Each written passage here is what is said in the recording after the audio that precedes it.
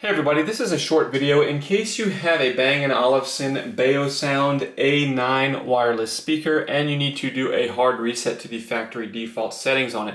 Now you're going to want to do this for one of two reasons. The first one is troubleshooting. If this speaker is not connecting to your device, or it's not syncing properly, or if it's not pairing with Bluetooth, or any issues like this where it is not working properly, a factory reset can fix a lot of these issues. Now the second reason you might want to do this is if for whatever reason you want to set this up as a new device. Maybe you're setting it up on a new Wi-Fi network in a new home on new devices and you just want to get a fresh start.